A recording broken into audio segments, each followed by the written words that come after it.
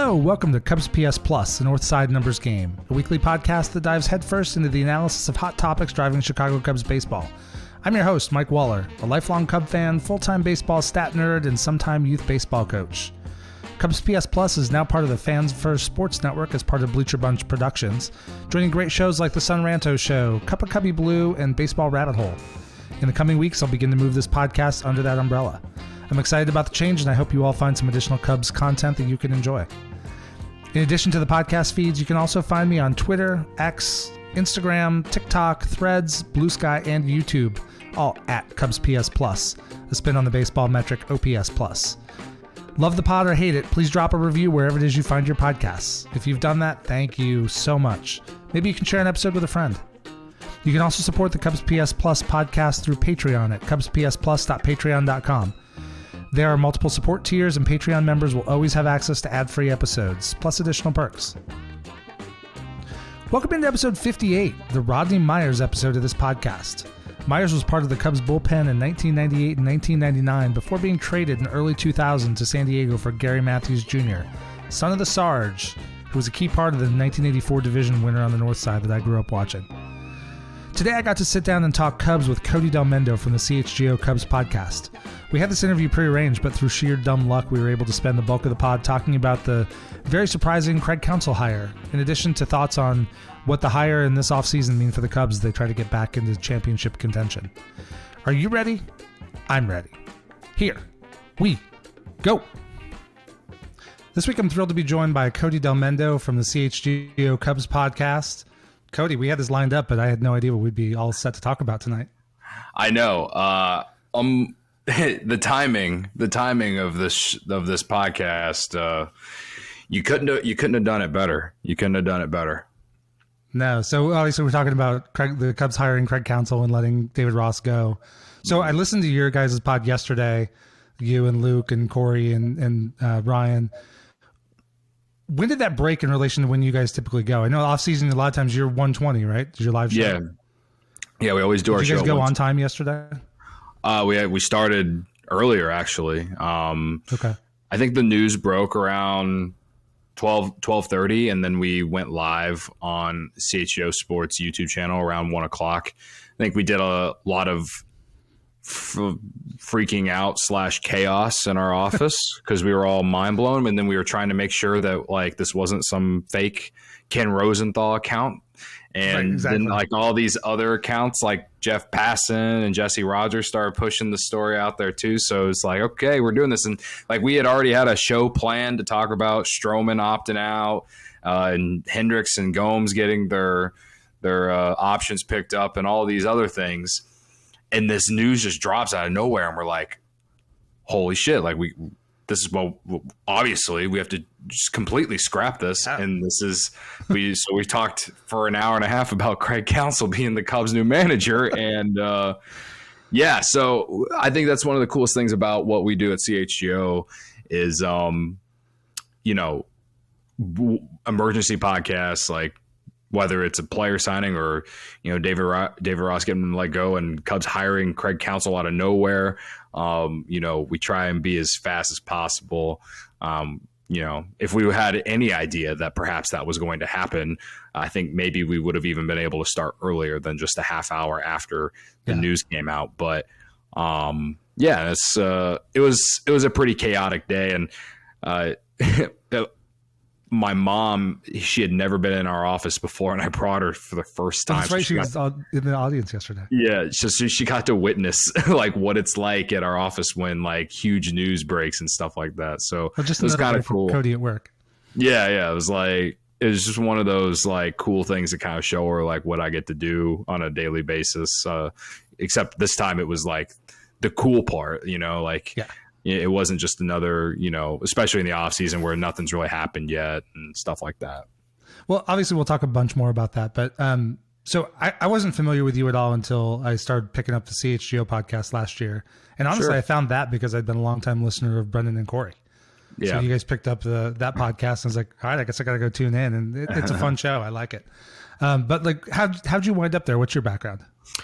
So I kind of been doing been trying to get in the media game for a long time before CHGO. I got a degree in journalism in college, and I worked downstate in Illinois. I don't know where you live, but I grew up in like central Illinois. I lived in Peoria for a little bit, covered some high school sports, worked at a radio group part-time, doing a bunch of work that none of the people who had been there for a long-term amount of time wanted to do. Just trying to get my name out there, trying to build my resume. I got burnt out at one point and realized that maybe I just need to find something else that maybe I can still use my degree for. So I went and started working in social media marketing companies. That's why a lot of people in our office say that I'm like one of the best social media. You're a great follow. It's not even just like what I tweet. It's just more of like when I do things, like the timing, all kinds of stuff. You've got your style. It works. But yeah, I got my style. But I was helping companies build their brands or whatever. A lot of them were like companies that were ran by people who just weren't part of the social media era growing up. And I'm a millennial. Millennials were part of the social media era, Absolutely. like the very beginning. So it's just like it was very easy for me to figure out like, okay, this is what works, this is what doesn't work, this is what you got to do, blah blah blah. And so I did a lot of that type of stuff for a few years, and in the process, I kind of missed being able to talk about sports and stuff like that. And that led to me starting my own podcast. And I started a podcast in the beginning of 2020, worst possible time to start a podcast. And I did it with an old college buddy.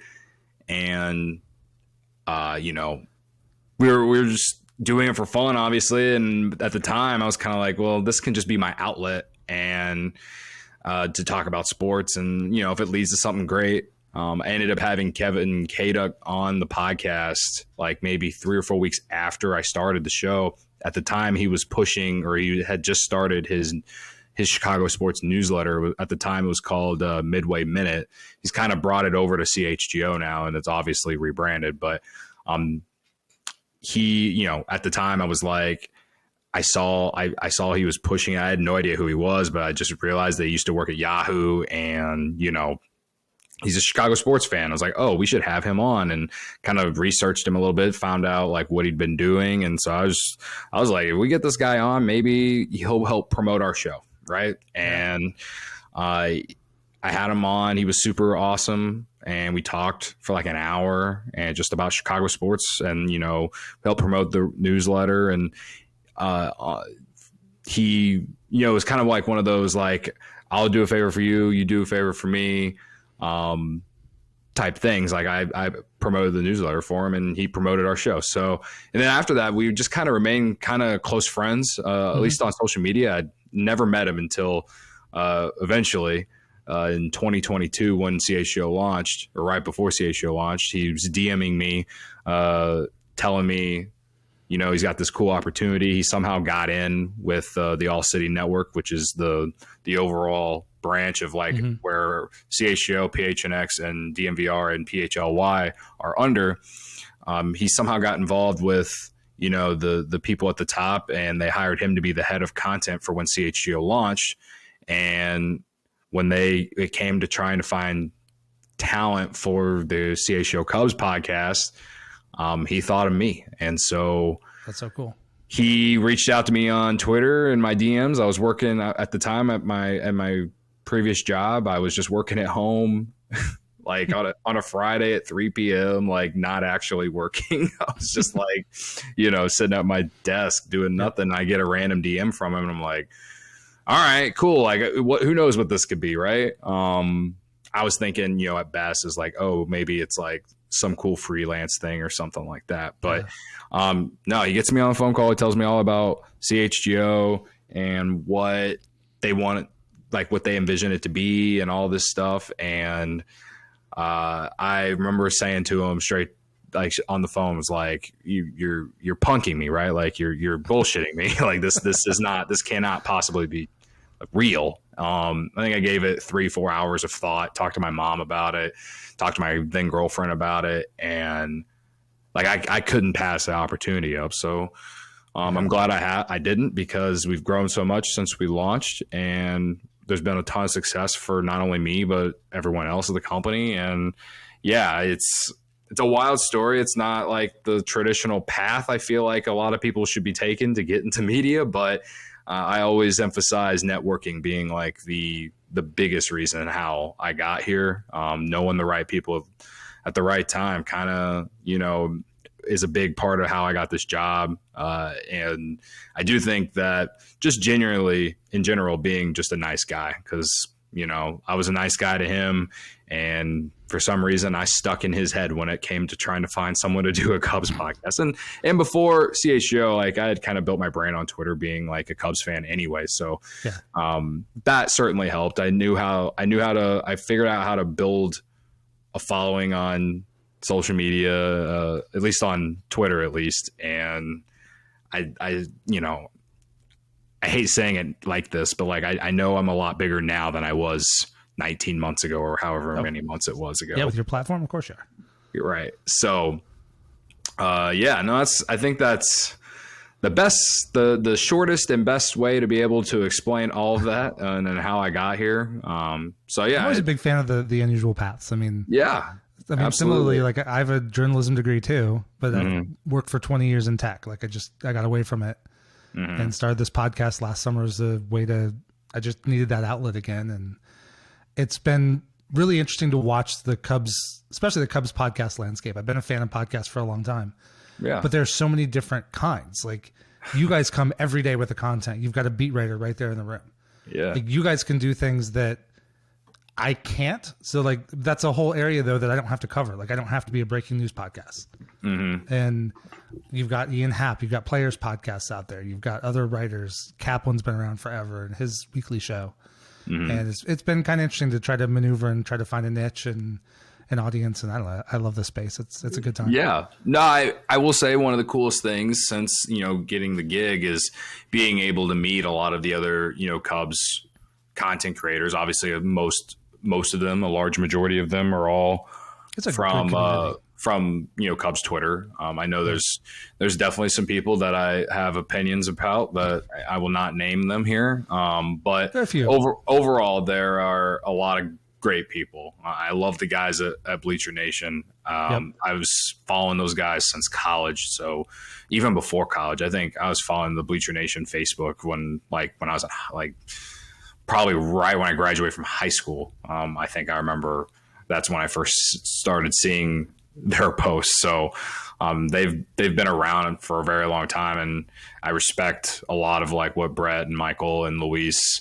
and Eli and anyone else that I'm missing from over there. But they're really, and on top of it, they're just really good dudes. And then the Evan Altman at Cubs Insider, I've gotten the chance to meet him. He's a really nice guy. And I love the prospect dudes too, even though I'm not the biggest prospect like nerd or anything like that. But I've got Huss coming on again next week. Nice. Yeah. Greg Huss is my guy. He's a huge Illinois fan too, which allows us to talk about more than just the Cubs. And Greg Zumak, we've had him on our show a few times. He does the draft so well. I mean, he does everything great, but he does, yes. With the draft. He does. We had him on like right after the draft, and he was just so knowledgeable about who the Cubs got and that type of stuff. So yeah, I could keep going. There's so many other great names. I'm good friends with Danny Rocket, even though he's just another fan like I am and anyone else. But like the San Ranto show is it's unique. It's definitely unique, and you have to. I'm actually joining up under their umbrella here in the next few weeks. So. Nice, yeah. And that's one of the angles why I wanted to have you on, because like there's a lot of cynicism among Cubs fans, and I know one of your taglines is "I'm ready to be hurt again." And that's what being a Cubs fan is, right? And right. So when was the first time? What was your big first Cubs disappointment? Was it 2003? Yeah, I mean, well, I think I was just like in shock and in more like I would say it was my first heartbreak for sure. Yeah. I always tell people like that was like, I don't know if I was disappointed. I just think I experienced heartbreak for the first time. And at that time, I saw them go as far as they did. It's not like, and I was so young. I managed to still like, I brought myself into thinking that, oh, they'll get back there next year. No problem. Like this team was good this year. They'll get back there. And then they didn't. And I started to realize what it really is like to be a Cubs fan. And that's what led in 2008. I think that's the first time that I truly was disappointed. Like, best team in the National League all season, 98 wins, gets swept in playoffs by the Dodgers. Like, and I was a little bit older, so I gravitated to guys like Derek Lee, Aramis Ramirez, Carlos Zambrano, Ted Lilly, a lot of those guys. And so I feel like 2008 was definitely more of a disappointment. 2003 was just like one of the first times I've ever been just legitimately sad about like sports. I still had this delusion that the Cubs were going to just be good for the foreseeable future at that point. And so I think when I think back to that year as a kid and growing up where I grew up, I just think about all the trash talk I had to deal with from Cardinal fans the next day, and just how, like, honestly, I use a lot of that as part of like the bits on social media, on Twitter, taking any chance to dunk on that organization, just because like that's just how it was when I was a kid. Like the amount of times I had to hear Cubs suck or completely useless by September from a lot of their fans, and all the stupid taglines that stupid fan base has. Like, it is part of like the bit. Like, I just think about a lot of the stuff that like traumatized me in some aspect when I was a kid, and it goes into, stupid tweets. But yeah, no, that's as much as like that team just really like made me sad. I don't think I was disappointed like perhaps you probably were, or someone that was like older. Yeah. And for me, like I was 10 in 84 when Sandberg won the MVP. And so like, I got hooked on the Cubs a couple years before, so I'm like 3 years into being a fan of baseball. Like, lovable losers, the Cubs are awesome. Like, this isn't that hard. Right. I had no idea what was coming. So, like, 84 was probably like 2003 was for you. But then by the time I had already been through 89 and 98 and got to 2003, and then it was like, well, shit, okay, this is just how it is. Like, I'm not sure any of us. I didn't fully believe 2016 until the game was over, and maybe they were off the field. I'm not sure while they were celebrating. I totally believed it yet. Right. It's actually cool. This last night, my youngest was 5 when they won the World Series, and he did not make it through that game. And he and I have been talking about watching that thing, and so we watched it last night, and it was cool. Like he knew they won, but he didn't know the ins and outs of the game. He's watching it thinking like, "Ooh, this is not good." And like he even said at one point, "I wish I didn't know the outcome." Just like the drama of the game. It was kind of cool to see it through his eyes. But so one of the reasons I wanted to have you on is like I think you and I tend to come at things from more of the optimistic perspective. For sure, I try to be. I think what's funny when you say that is like a lot of people on Twitter sometimes think I can be too negative.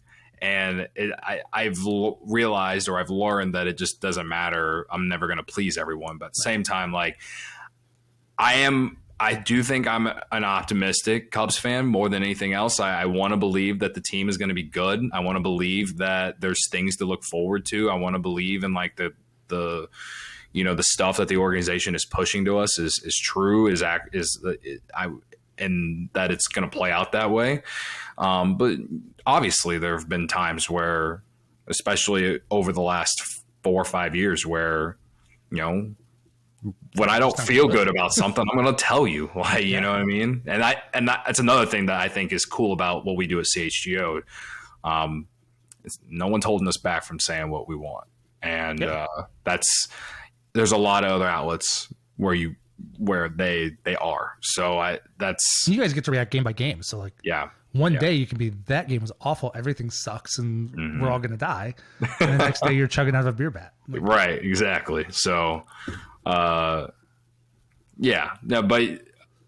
again, I try to be as optimistic as I can. And I would say I'm about as optimistic as I've been over the last 4 years.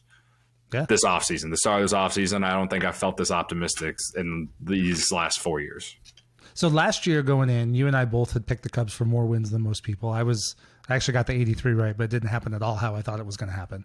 Yeah. You were like 88, 89. Like what were you seeing last year? Were you just like taking the high side of all the potential splits? Are you talking about the 2022 season? No, 2023. Oh, okay, 2023. Okay, because 2022, I stupidly said like 85 wins. Oh, actually, the guys in the office like totally like still give me shit about it. But yeah, this year I did go 88. I guess what I fully believed in the Cody Bellinger resurgence. Mm-hmm. Like I really like get him back with his hitting coach, change of scenery. I'm a real firm believer in change of scenery. I mean, if I felt like Tim Anderson could play third base, I would be begging the Cubs to go sign him because I just think he needs a change of scenery. It's just one bad year. Turn around. Yeah. Just to see what would happen. But I don't think he can play third base, so I don't want him. But yeah, I was all in on Cody Bellinger being, getting it back to, if not MVP form, a very good baseball player. I was a full believer on Nico Horner building off 2022, where he was like a 4 WAR player. Mm-hmm. He ended up being a 4.7 WAR player this year. I believed that him and Dansby were going to be one of the best defensive up the middles in baseball, and that with all these ground ball pitchers the Cubs had, they'd be, that was how they're going to get a bulk of their outs. And I thought Justin Steele was going to build off 2022. I didn't expect Cy Young. I can say that much. Or at least, we haven't talked about this enough or at least I haven't talked about this enough with anyone yet, but the fact that he wasn't a finalist I don't understand that. And Logan Webb was? Yeah, right. I mean, of course, Snell and Gallen were going to be, but right. Yeah. But, like, again, like a guy like Steele, I thought he could build off it. I thought Stroman would be, as good as he was in the second half of 2022, and turned out he was better, but then was hurt the other half. And mm-hmm. I think that's the biggest reason why they didn't make the playoffs. I was optimistic on Tyone. That turned out to be wrong, but it didn't matter. They still won 83 games anyway. And then when you think of guys like Jordan Wicks, who came up and was big for them, mm-hmm. I thought that he would be up earlier. And I thought that, that other, like maybe some of those bullpen guys that they've had in Iowa all of last year, and guys like Jeremiah Estrada, who just got let go, and Daniel Palencia was going to come and make an impact. And I guess I was just optimistic on a lot of the young guys, and I thought Morel would be better than what he was in the second half of 2022. And get off! I'm watching a dog, and he just keeps jumping up here. I love dogs. All good. Right. Same. He's a good boy. His name's Milo. Nice. So yeah, I could keep naming guys, but I felt like going into the year, I thought if there was anything that was going to really hurt this team was that they didn't really have a third baseman that you wanted to play consistently there every day, unless his name was Christopher Morel, which they never really gave him a full opportunity to. I thought that, I thought if things didn't go well, it was because of third base, and I thought that the bullpen would not be as good as I'd hoped. And the bullpen was not as good as I had hoped for the first 2 months. Then they figured it out. And then it got to a point where they were in so many close games and they had too many injuries that they were just, and they weren't deep enough. They didn't get any, none of the guys out of the bullpen came up and were effective. Like when I say the guys out of the bullpen from the farm, none of them came up and were immediately effective. And, I'm talking about me being optimistic going into offseason. I'm hopeful that a guy like Hayden Wisniewski can find a way to be more effective next year. A guy like Daniel Palencia who can throw triple digits. I'm hoping he can build off the experience he has, but can be better. I mean, there's a lot of high upside with both those guys, I feel. Keegan Thompson was a massive disappointment this year, and he was great in 2022. Can he get back to that kind of level?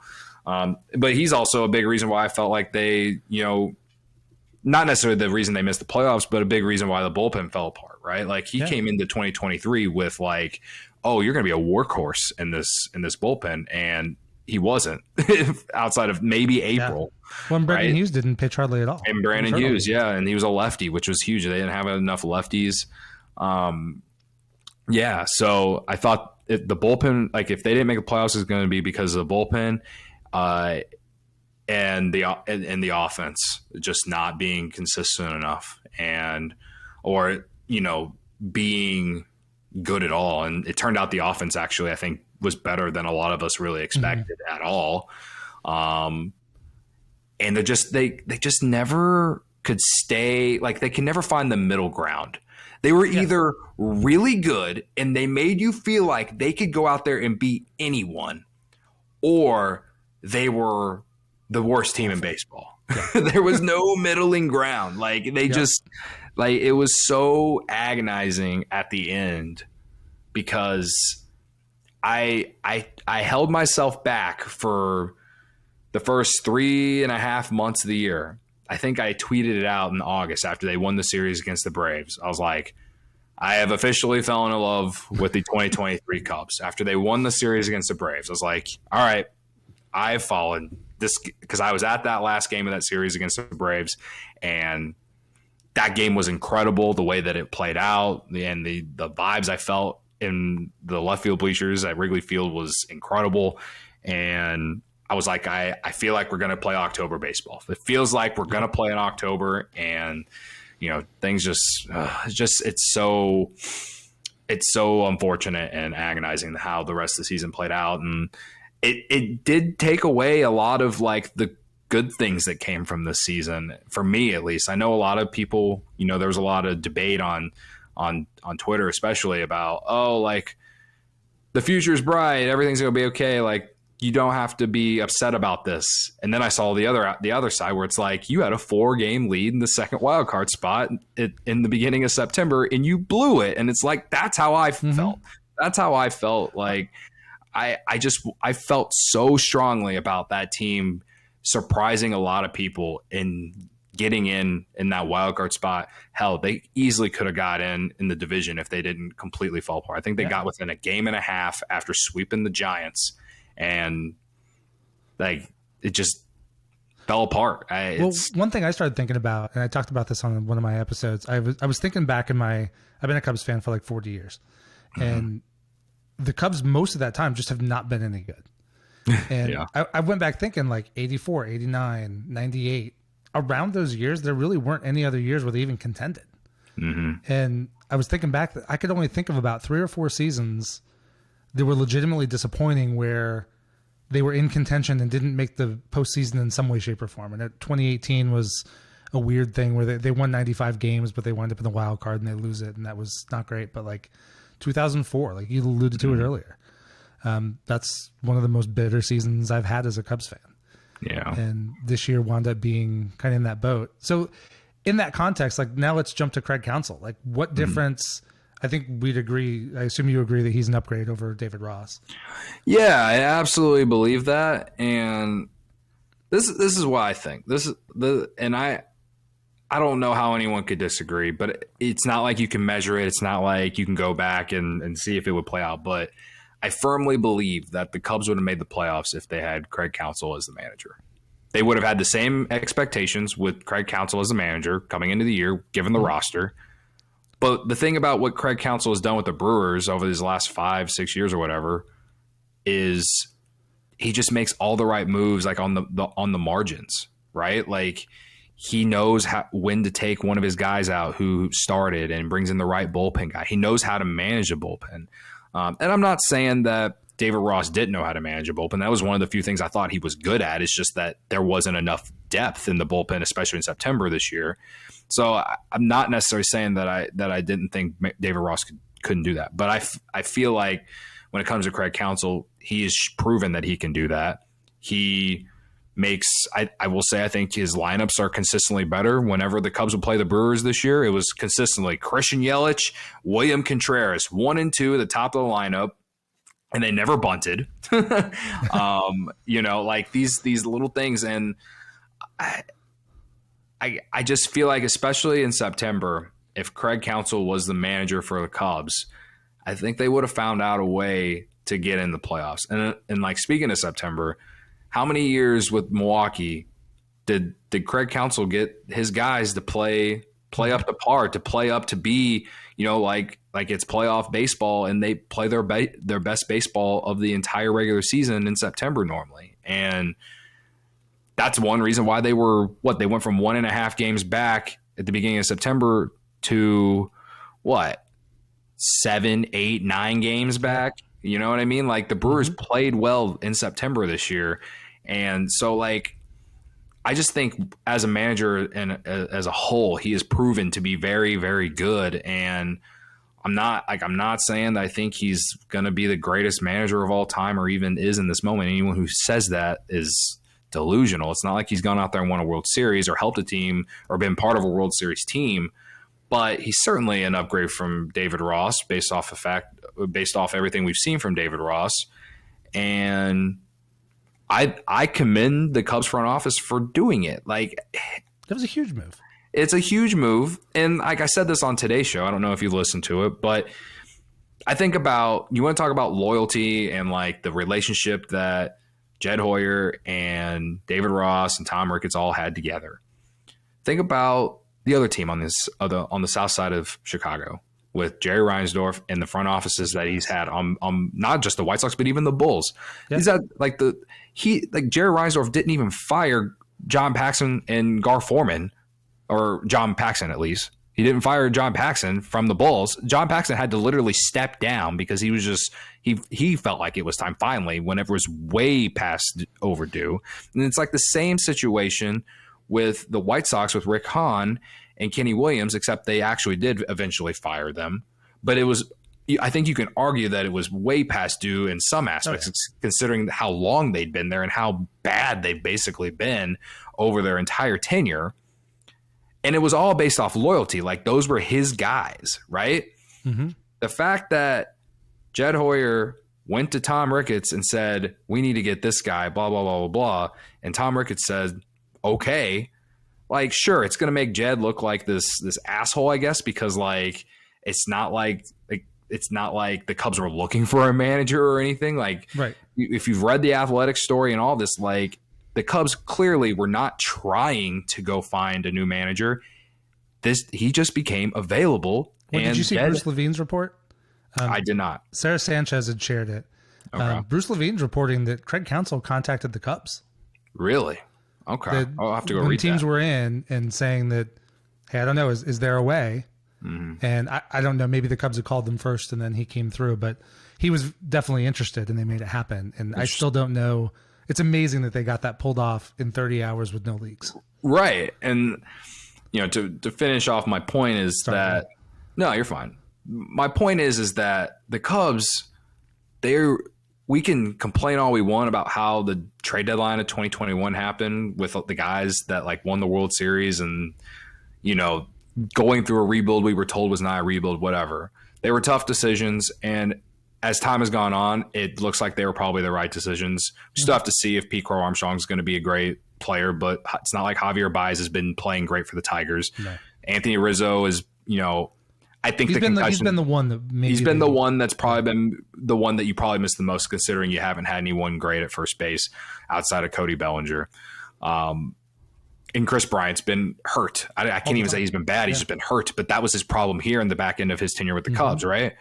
Kyle Schwarber is the only one where I will continuously pound that, like, the fact that you didn't get anything for him is bad, but also which is bizarre because he's the one they love the most. Right. Exactly. I know. It's wild, but I also feel like I don't care how many times he strikes out. I don't care that he can't play any defense. And given where baseball's at right now, you'd love to have a guy like that in the lineup, especially from the left side of the plate. But whatever, not the point. To bring it around one more time, I just love the fact that the front office and ownership don't, like, as much as you say that you love this guy and loyalty and all that, it didn't hold them back from making a change that makes the organizations and team better.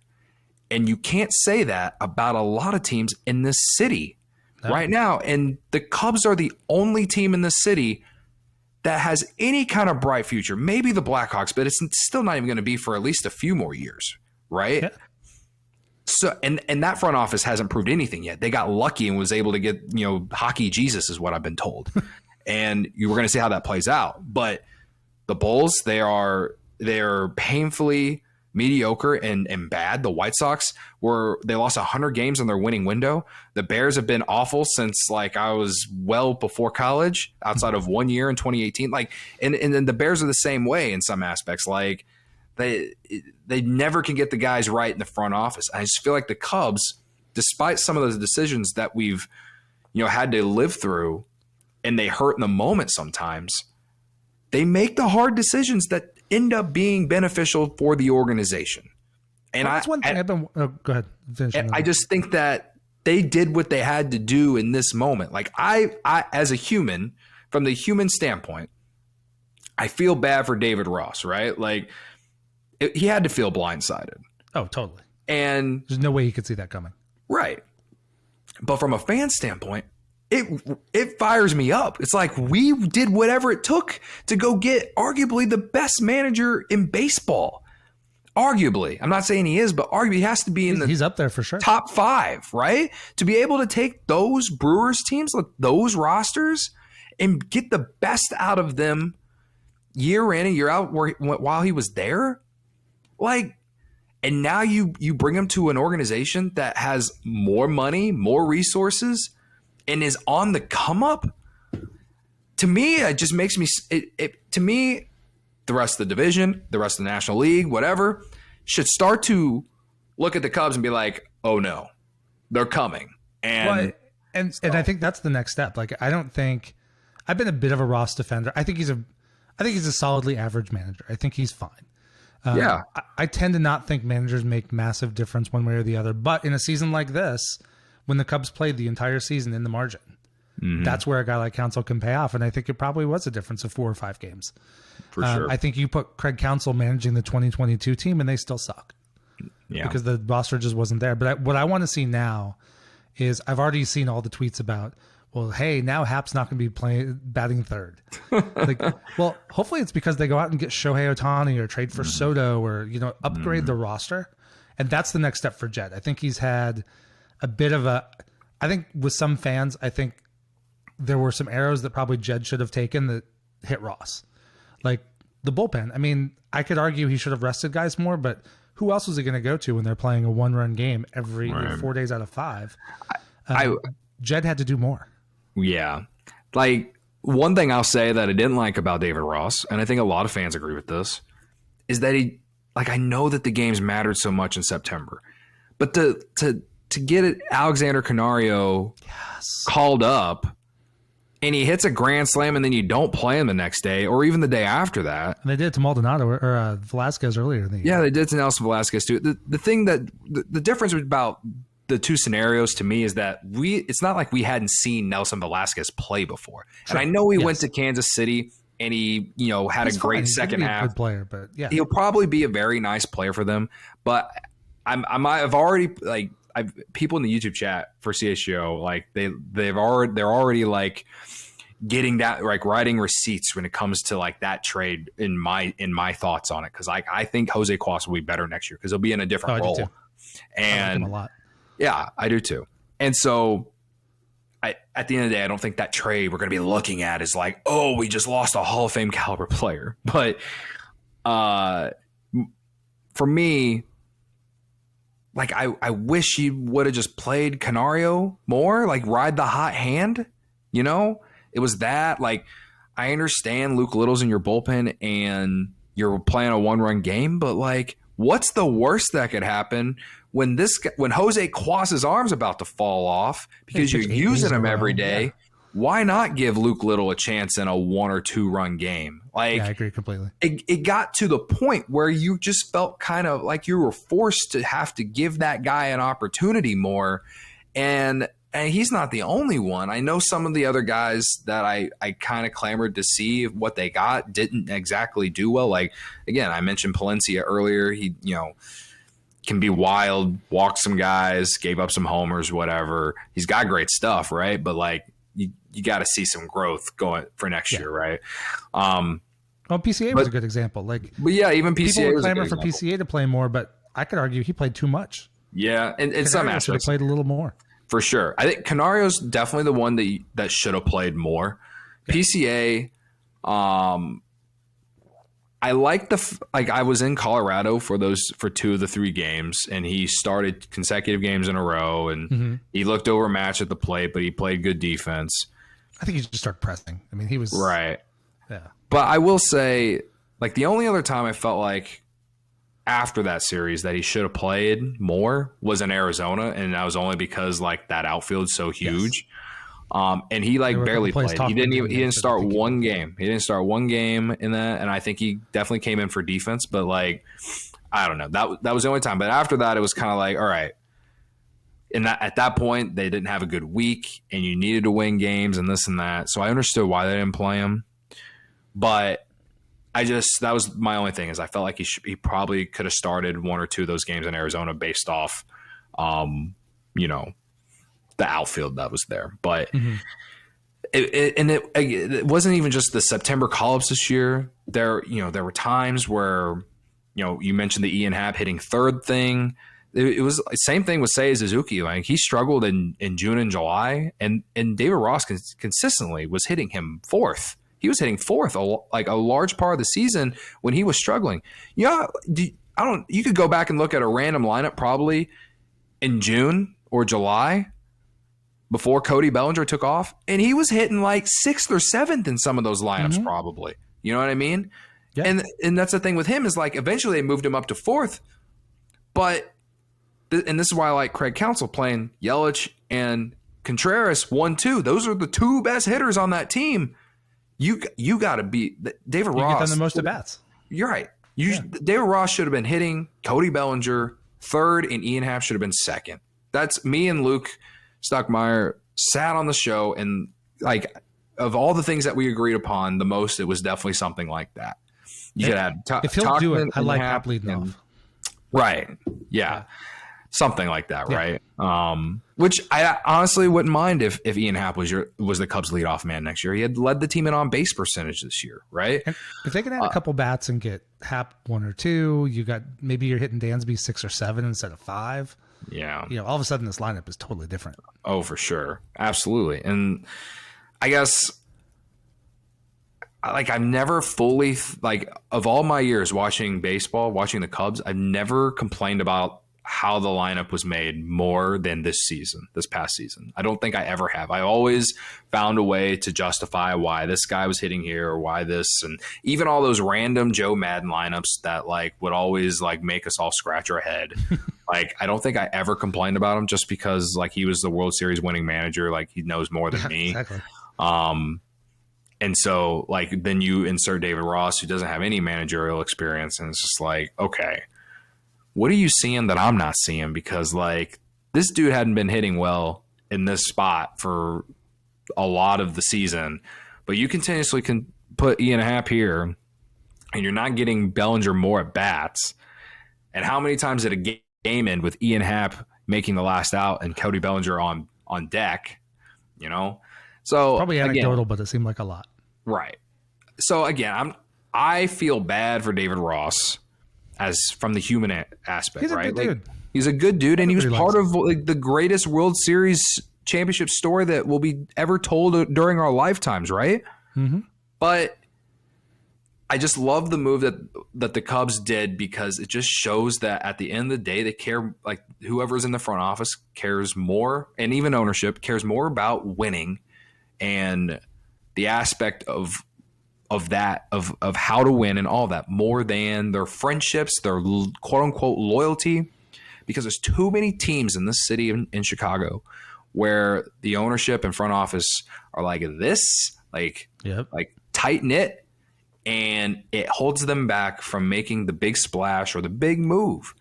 And I'm not saying just because the Cubs hired Craig Counsell as their manager means they're going to go win the World Series. But I certainly feel better about the team going into 2024 than I did with David Ross. And if they I won't necessarily say run it back, but if they put together another team that is going to depend on a lot of marginal things, at least I'll feel like Craig Counsell is going to bring the best out of the team and will, instead of winning 83 games, perhaps they do win 88 or 89 games and they're, playing the wild card round or whatever. I'd much rather just win 95 plus and run away with the division and get a bye. But, and that takes me to the next topic. Like, you led me right into it. So okay, if they're going to make this move and go get Craig Counsell and sort of shiv Ross in the middle of the night, basically, and push him out, I've got to think that means they're going to be aggressive. I don't think you make this move just to basically run it back and pick up 2 more Eric Hosmers. Yeah. I mean, it would be a very disappointing offseason, in my opinion, if there isn't a major free agent signing or a major trade or something. They'd be going into the year relying on a lot of their young guys on the farm that are going to be super cheap and all this. And then it's going to change that narrative on people who don't like Tom Ricketts again. And it is what it is. But yeah, I agree though. Like to make a hire like this and then to not do way more, like bringing back Cody Bellinger, trading for Juan Soto, or signing Shohei Ohtani, or trading for Pete Alonso, trading for Shane Bieber, trading for Corbin Burns somehow, some way. You know what I mean? Like there's the Cubs farm system is so fruitful right now where they can send some guys somewhere to bring in a marquee pitcher or bring in a Juan Soto, you know what I mean, or Pete Alonso, and hopefully you can get an extension done with one of those 2 guys, whoever it is. But and kind of look at like the Velasquez thing you were talking about. Like, if they're going to go trade for Alonso or Soto or some of those guys, you're going to give up talent. That talent may go to 5 All-Star games. Yeah. And that's okay. Right. I agree. As long as you're not sending them to like a rival team or, in division. I mentioned Corbin Burns, and I don't think the Brewers are going to be sending Corbin Burns to the Cubs unless the Cubs sent they'd have to send Cade Horton or something, like, even for just 1 year. They would have to. It's triple the price for the Cubs. They would have to immediately lose the trade unless they were able to re-sign Corbin Burns and whatever. But but that's half the beauty of the Counsell thing too, right? Like you just gutted a rival. Yeah. Team. Oh yeah. I mean, yeah. You shared that clip from that one Brewers podcast where the guy found out on air that had happened, and it was just hilarious. Oh yeah, I've watched it no less than 1,000 times today. I think that's cool too. The fact that the Cubs finally were on the other end of like a move like this. Like last offseason had to deal with Contreras going to Cardinals, which admittedly done it to us for generations. Right. I will say, though, related to the Contreras thing, whenever it was all talked about that it was going to happen, I fully didn't believe it was going to happen because I just thought the Cardinals were smarter. And then it turns out they weren't. And what's played out is not necessarily surprising to me. So, hate to see it. But, it's that, the trade with the White Sox, even though it seems like more of a wash now, right? And at the time it made sense for the Cubs. They were going for it in 2017 and, didn't work out. But it feels like the Cubs have always been on these, like the down ends of a lot of these trades or free agent signings, like guys who were on the Cubs that will go to a rival team and stuff like that. And it's nice to be on the other end for once. And, we deserve a few victory laps on it. No doubt.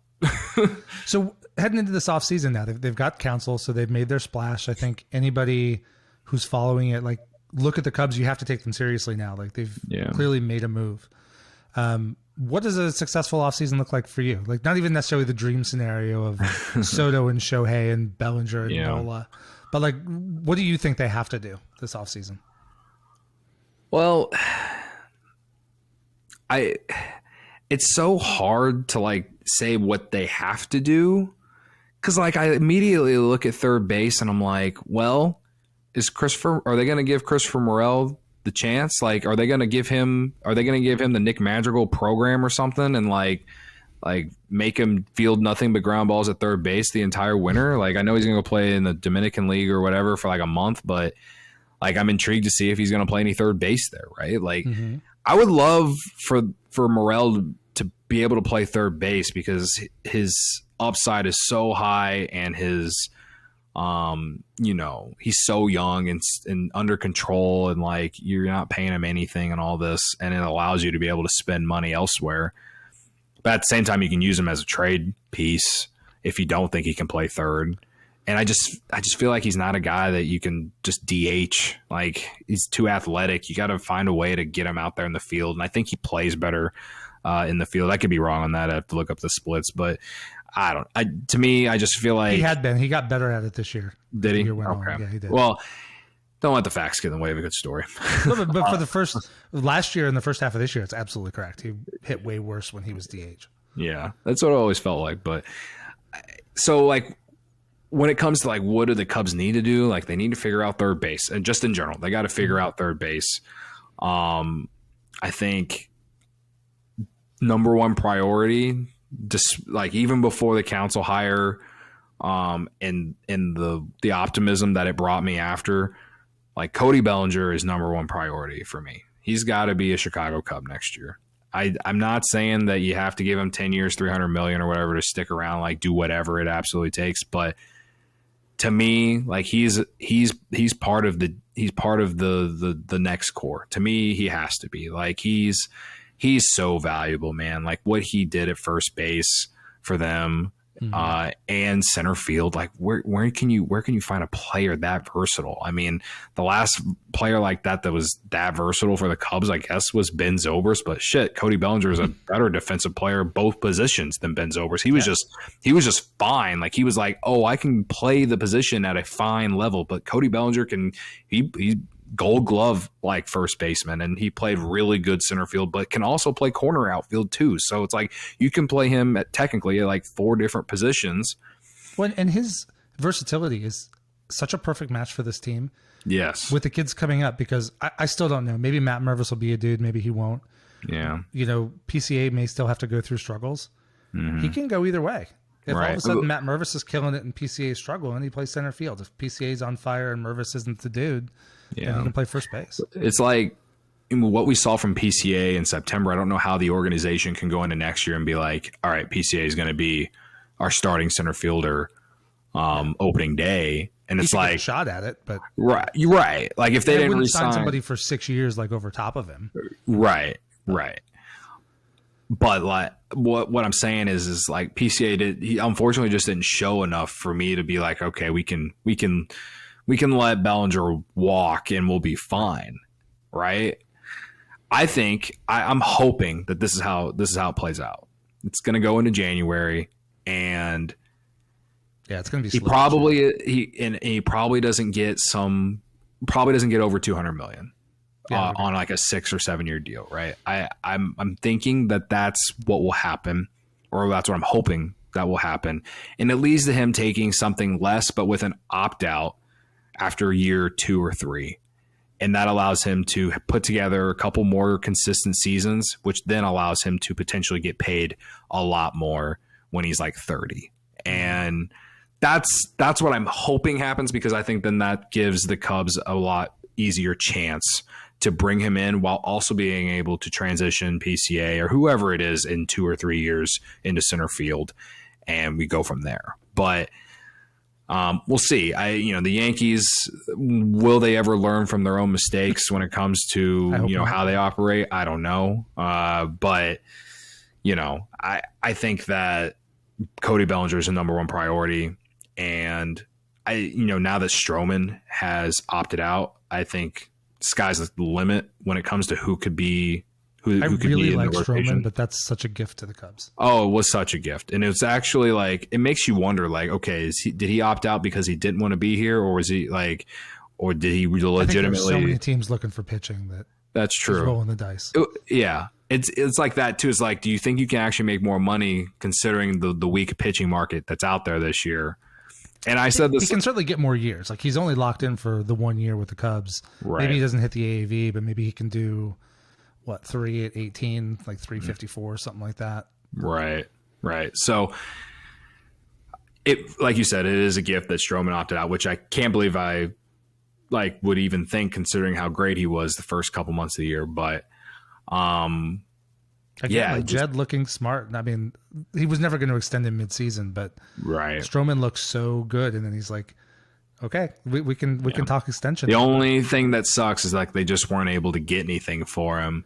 But I'm also glad at the same time that they didn't sell at the deadline. I wanted to see what that team could do, and unfortunately we didn't get to. But I do think it was a lot. Despite not making the playoffs, I do think it was good experience for all guys like Nico Horner and other young dudes playing in playoff type atmospheres in September. How much fun was? I mean, even though they didn't make it, how much fun was August? That's August the most fun they've had watching Cubs baseball in 5 years. Yeah, for sure. And July as well.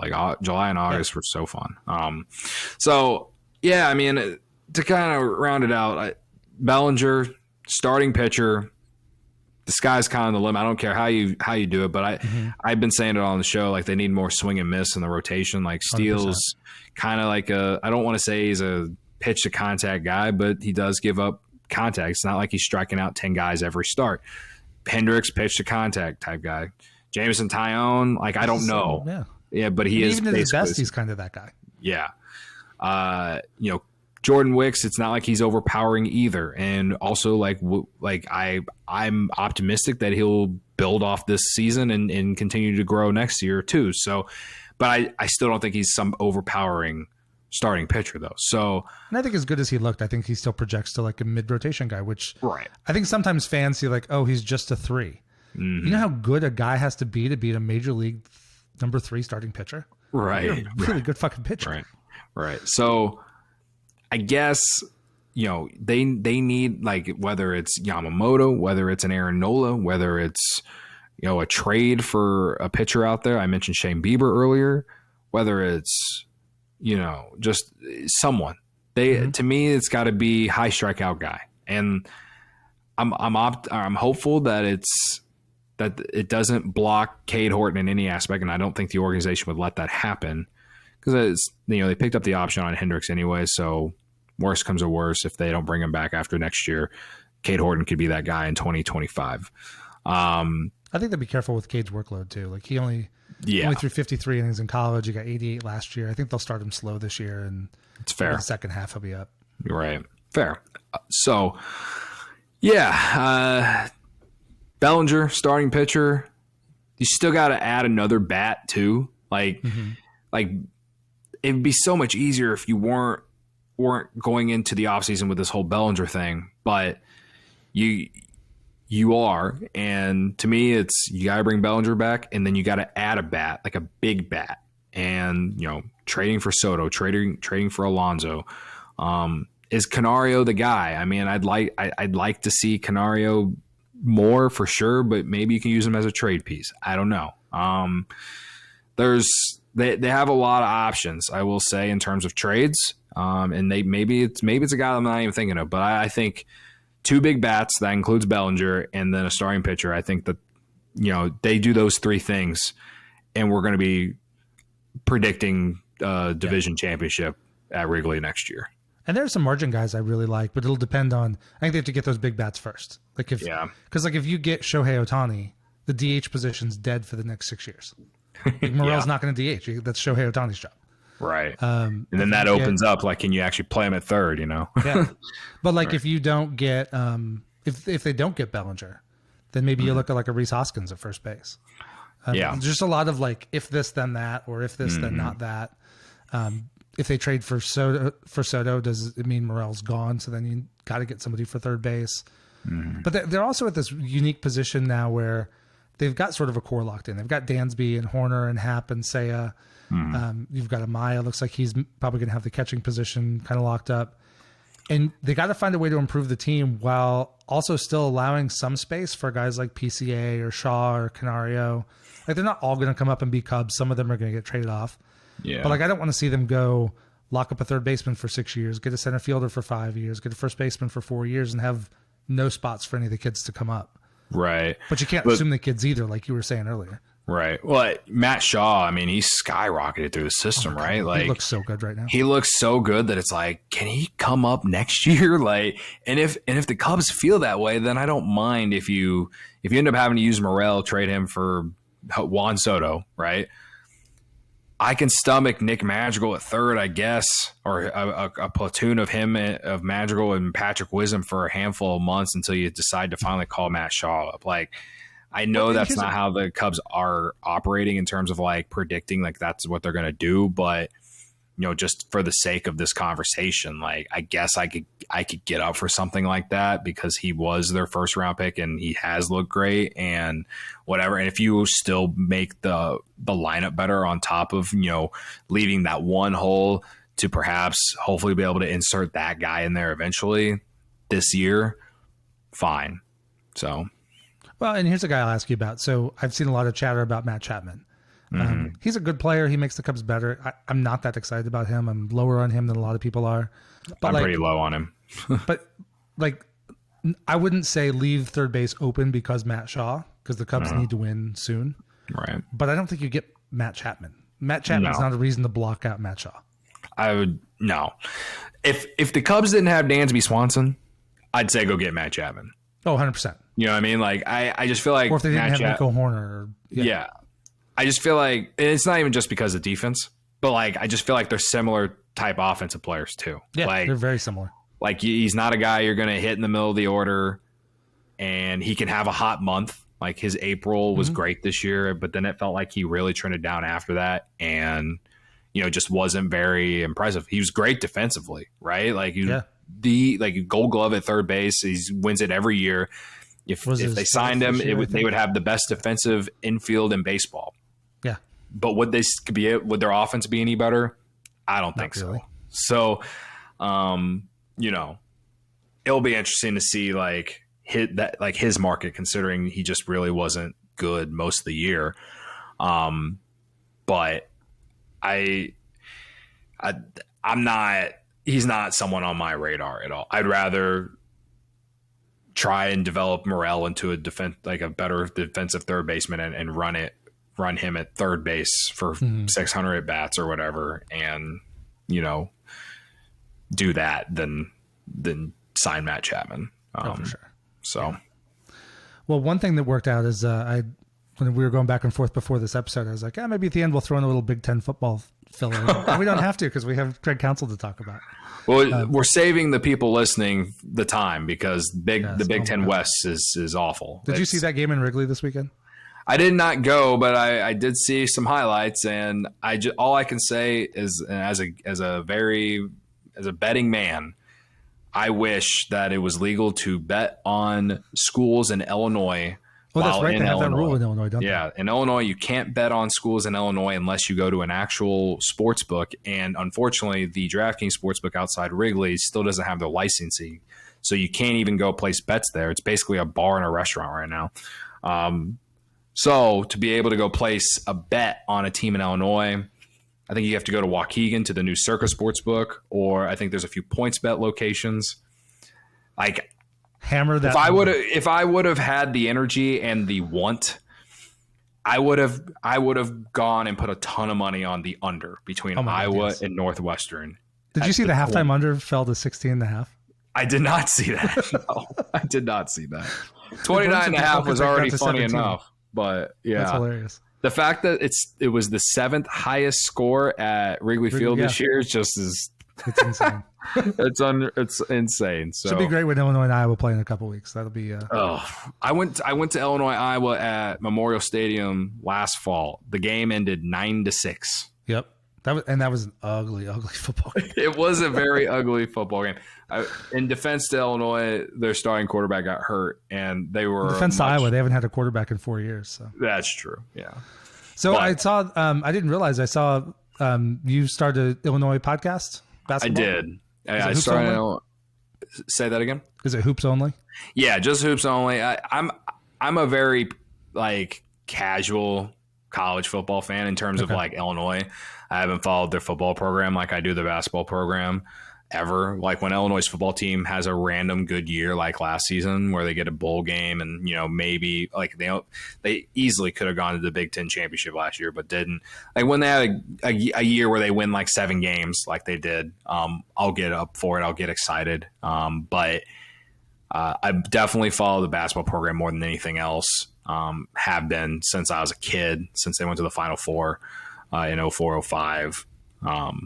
Yeah, when baseball's not on, I watch a ton of college basketball in the winter. And I grew up in Iowa. I'm a Hawkeye. I went to Iowa, and Illinois is the team I've always hated the most. I love the rivalry between a great rivalry between Illinois and Iowa, especially these last few years. Like ever since they had like that, the coaches like almost brawled it out after that random game, and like I think it was a game before the pandemic.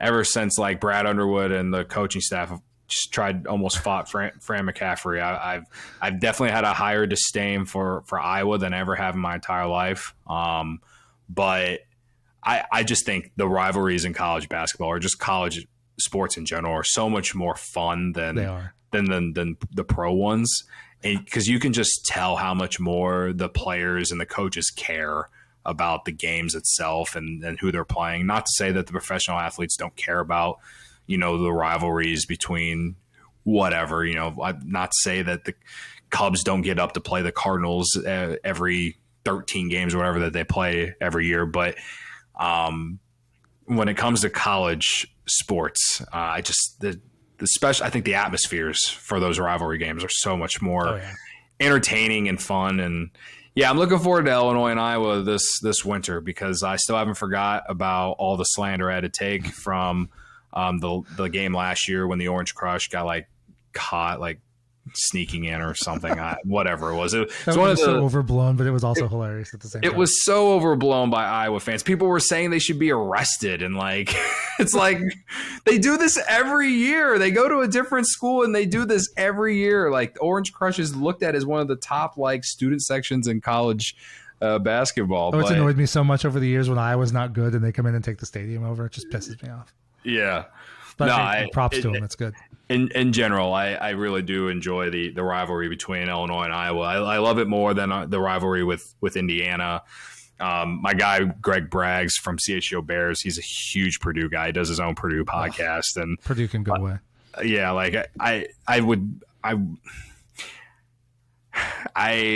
for his sake, I've kind of shifted my hatred, I guess, for Purdue just because of him, even though he can be ridiculous and a little over the top. But their radio guy does listen to CHGO Cubs, and it's like, okay. All right, so he's not all bad. Yeah, he's not all bad. Not everyone at Purdue sucks.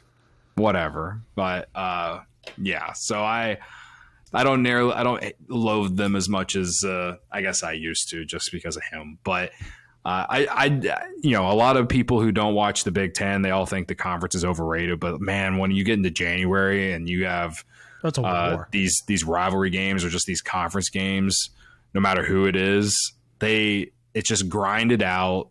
Like defense, so physical, it's so physical. Yeah. It's so much fun to watch if you love that type of basketball. I mean, I know a lot of people love the up and down game and points, but man, you get in the Big Ten and it feels like a war out there, and I genuinely love watching it.